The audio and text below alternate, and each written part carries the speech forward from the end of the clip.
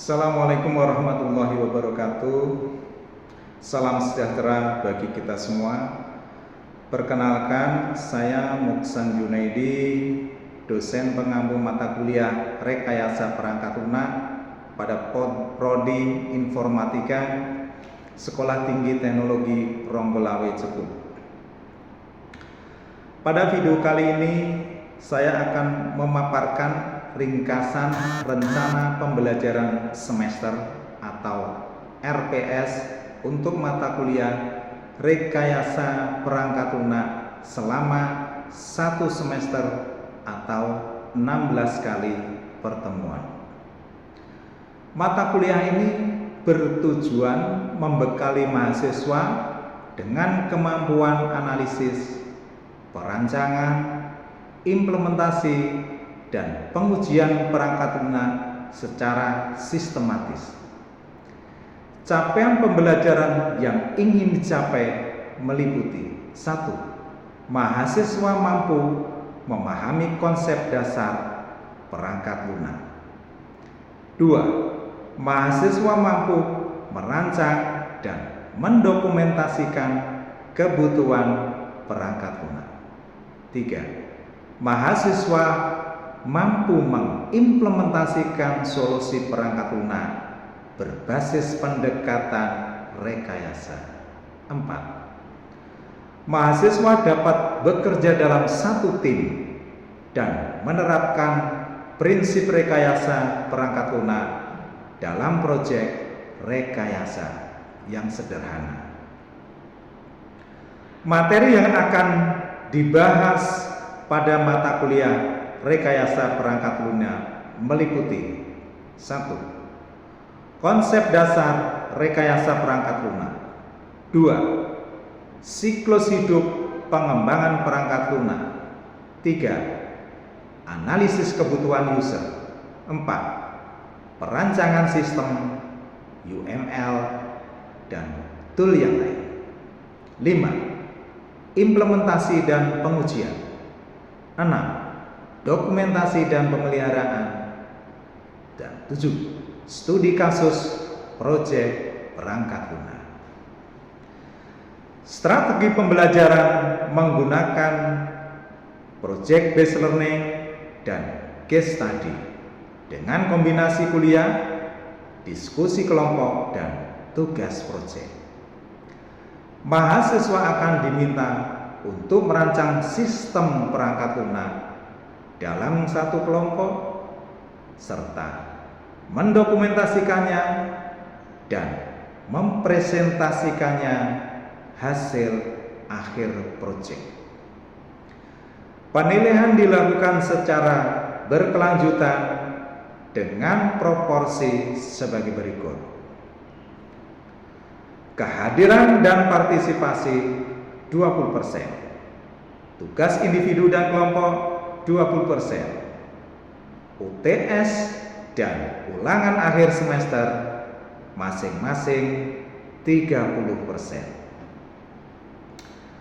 Pembelajaran akan dilakukan secara tatap muka dan didukung dengan media pembelajaran seperti Google Classroom, Zoom Meeting, serta tool software pendukung lainnya, yakni Star UML, Visio, Enterprise Architecture, dan Visual Studio Code.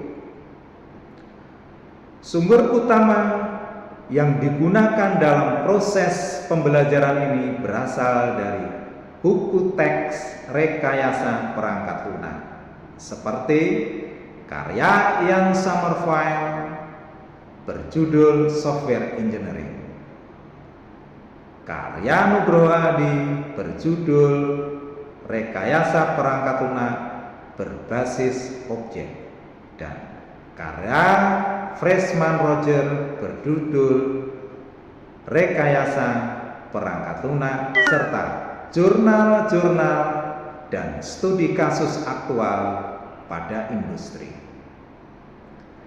Demikian penjelasan RPS untuk mata kuliah Rekayasa Perangkat Lunak Saya berharap mahasiswa dapat mengikuti perkuliahan dengan semangat kolaboratif, berpikir kritis, dan memiliki tanggung jawab dalam menyelesaikan proyek tim. Terima kasih atas perhatiannya. Wassalamualaikum warahmatullahi wabarakatuh. Assalamualaikum warahmatullahi wabarakatuh. Waalaikumsalam warahmatullahi wabarakatuh. Semangat pagi. Pagi. Luar biasa. Gitu ya. Oke. Jadi hari ini kita akan belajar mata kuliah rekayasa perangkat lunak. Mungkin dari kalian ada yang sudah tahu. Sebagian ya.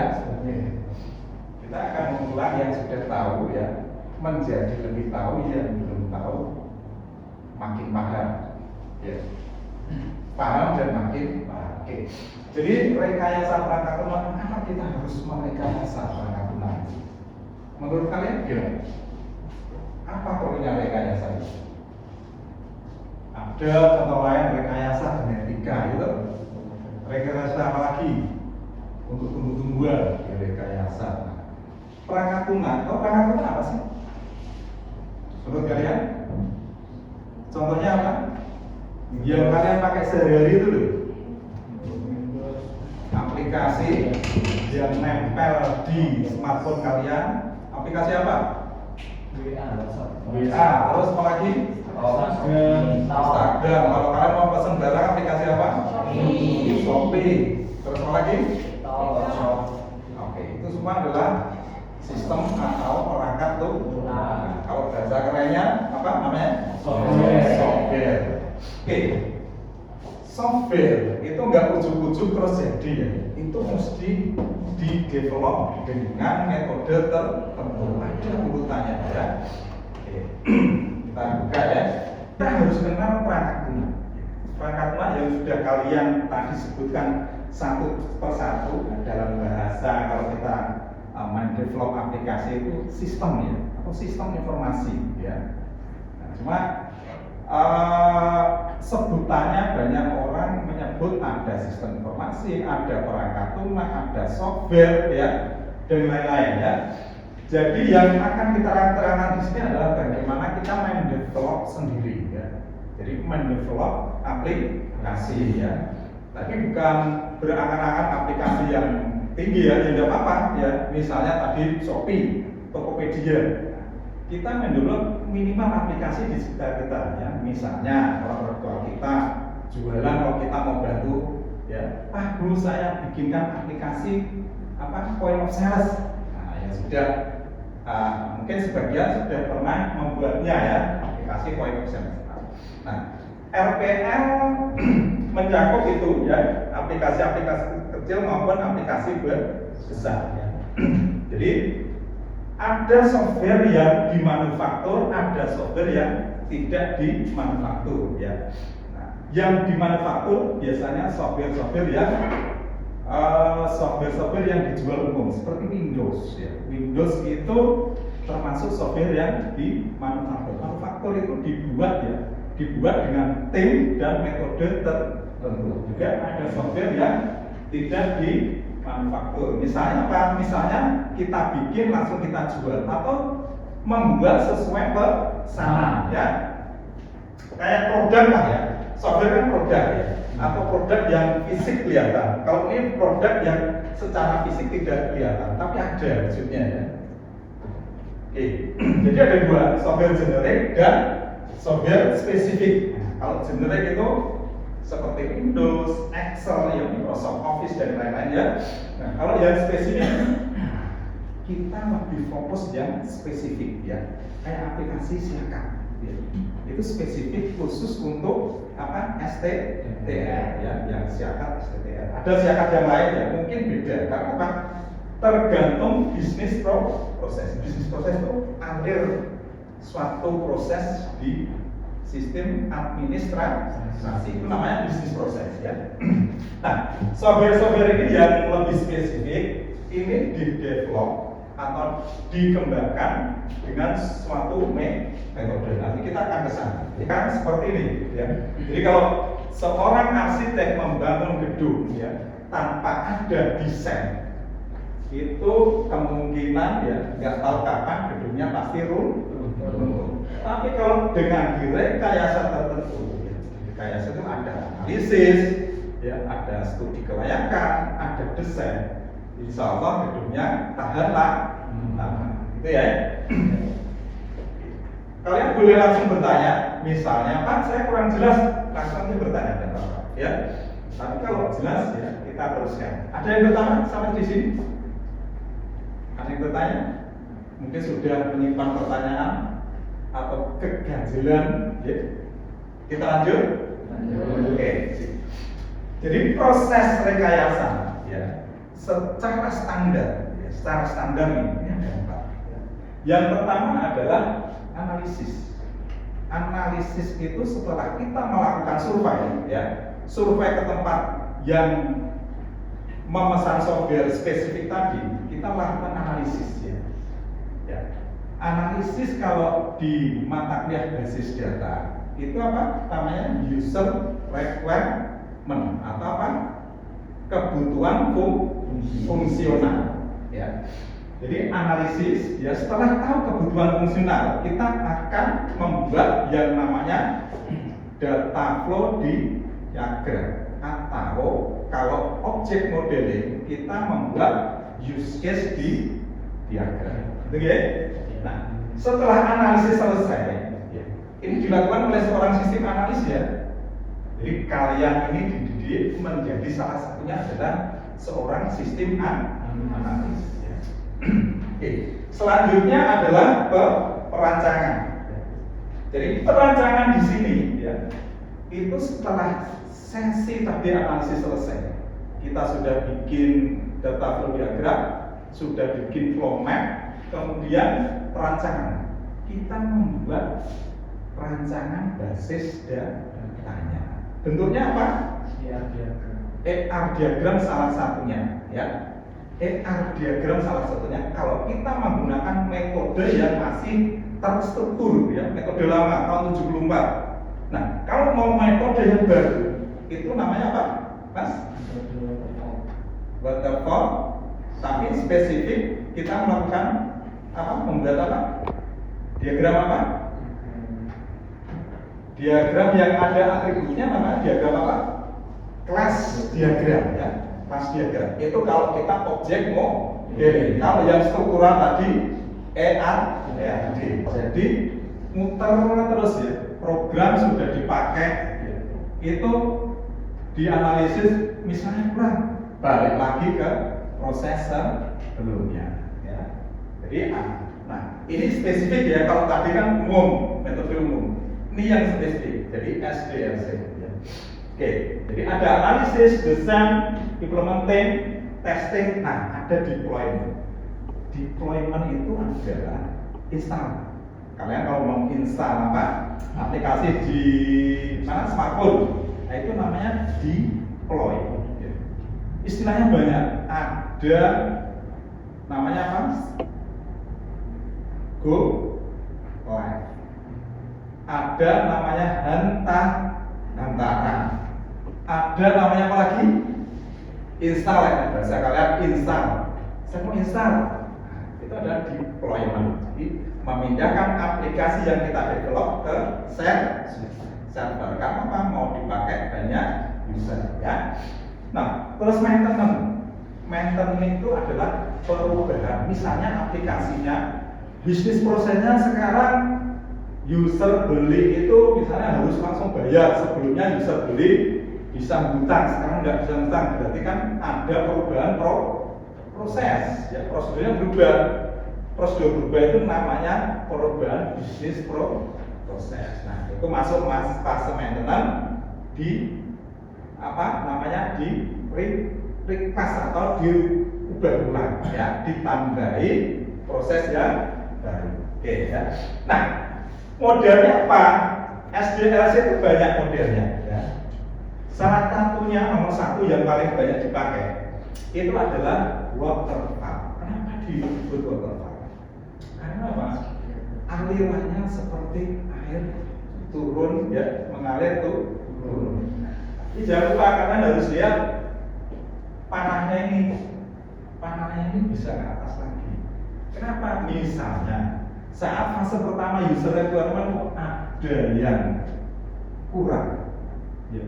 Padahal sudah pada tahap yang penting, misalnya, itu boleh naik lagi, ya. Boleh naik lagi. Jadi diulang lagi. Ya. Makanya dinamakan waterfall. User dilibatkan pada model pengembangan sistem waterfall. Itu pada fase awal dan fase akhir proses yang tadi integrasi. Karena apa? Di fase awal itu sangat menentukan. User banyak dilibatkan. Nanti seorang sistem analis akan melakukan apa? Wawancara, detail requirementnya, detail permintaannya user. Makanya di sini menentukan requirement definition itu sangat menentukan keberhasilannya sampai ke proses ke bawah. Ya. Nah, tapi tidak menutup kemungkinan itu boleh diulangi lagi, ya. Jadi ini dengan metode yang awal tadi adalah pengembangan dari metode sebelumnya. Ini tahun 74, ya. Mungkin kalian belum lahir ya, belum dipesan lahir, ya. Atau kalian jangan-jangan juga belum lahir ya. Kalau 74 saya sudah ada, ya. Oke. Nah, fasenya sama ya, waterfall. Ya. Dengan fase pertama tadi, yang fase pertama cuma belum ada apa? Operation and maintenance, ya. Di sini ada penambahan. Nah ini ya, tahun 70 yang mencetuskan Pak Biston, ya. Pak Biston 70 ya. Tapi 74 booming ya.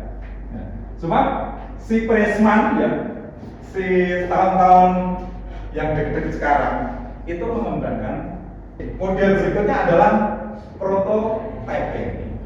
Nah, prototyping ini untuk software-software yang lifetime-nya itu tidak panjang. Kalau waterfall tadi panjang. Misalnya sama ya, ini didesainnya dengan UI UX. Pakai apa tadi? Web frame ya. Sama apa tadi? Mock apa?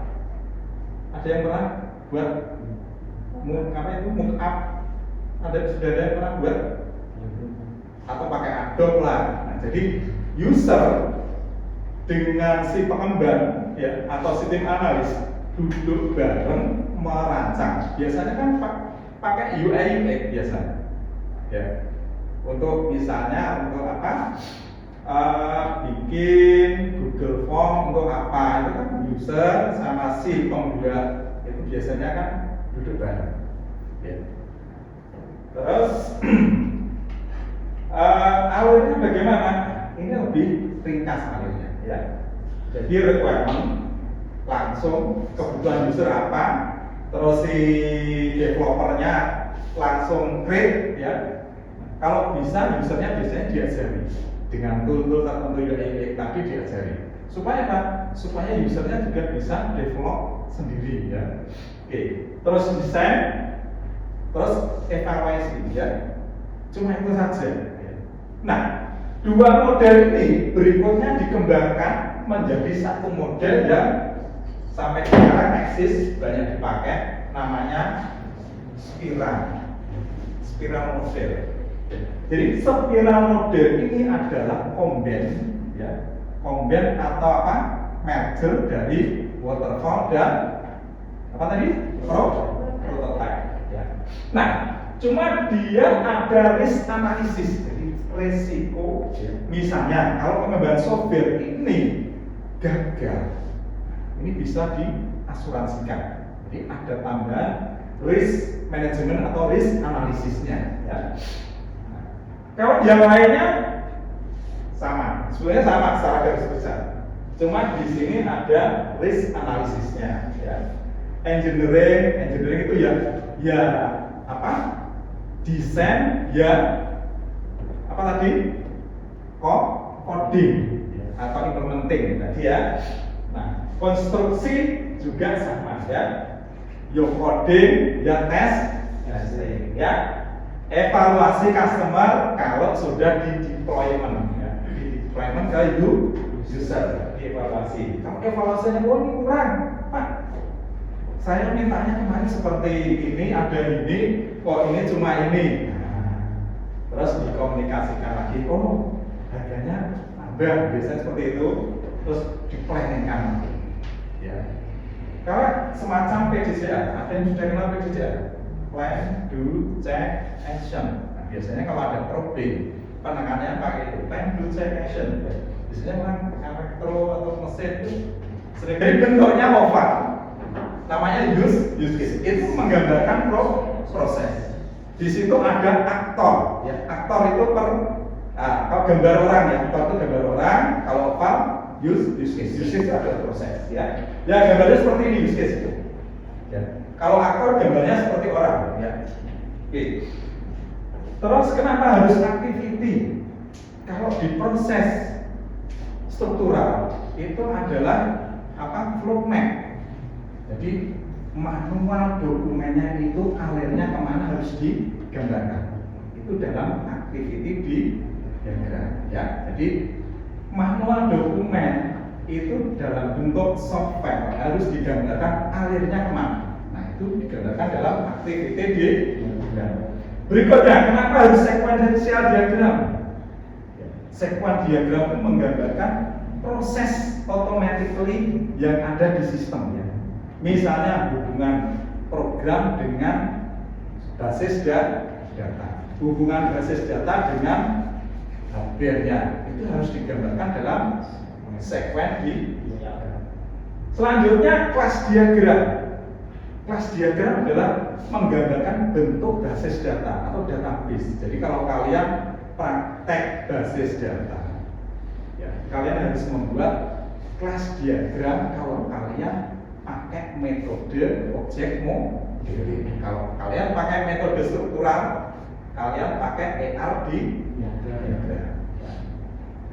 Minimal itu ya. Jadi sampai kelas diagram. Pak kok nggak semuanya? Semuanya lebih bagus ya. Karena apa? Dokumentasi kalian lengkap. Tapi rata-rata pengamatan Pak Musan dan Pak Musan pernah bekerja di industri 7 perusahaan itu sampai kelas diagram sudah cukup. Sampai ER diagram sudah cukup. Ya. Berikutnya interface-nya didesain. Ya. Sampai di sini ada yang ditanyakan. Jadi materi sampai halaman berapa ini? 20 ya. Sekarang sesi pertanyaan, kalian boleh bertanya tentang ini semua. Mari sebutkan nama. Perkenalkan, nama saya Philip Farizer Wicaksono, jurusan informatika. Saya mau bertanya tadi di bagian yang rekayasa perangkat lunak yang bagian alfa sama beta tadi, Pak. Kan dalam pengembangan aplikasi itu kan sebelum alfa kan ada kayak alfa dulu, terus alfa terus beta. Nah, kalau misal software-nya itu berbayar itu kira-kira kalau misal alfa kan kayak tadi Windows itu kan disebar ke lingkup kecil dulu. Nah itu kira-kira merugi nggak ya Pak itu perusahaan untuk alfa dulu gitu? Kan belum tahu. Itu kan kayak sekarang Windows 10 aja sekarang 4 juta gitu kan. Kalau disebar dalam lingkup kecil itu berbayar apa gratis gitu biasanya? Sudah cukup? Oke, terima kasih pertanyaannya, bagus. Jadi versi alpha, versi beta, ya, kan tadi dalam MIG modeling, ya, tadi pakai model apa pengembangannya? Spiral tadi ada yang namanya apa tadi? Risk analysis. Dalam ilmu manajemen project, risk analysis itu ya, resiko itu akan didorong ke orang lain. Jadi dia biasanya pengembang itu menggandeng apa? Asuransi. Jadi kalau rugi itu sama-sama. Nah, tapi mereka juga sudah perhitungkan, ya, dikasih gratis, tapi kan nanti dapat returnnya. Ya. Dikasih gratis, tapi ada due date-nya ya. Jadi dalam waktu sekian bulan atau sekian minggu, kalau tidak ada feedback dari user, berarti produk itu adalah bagus ya.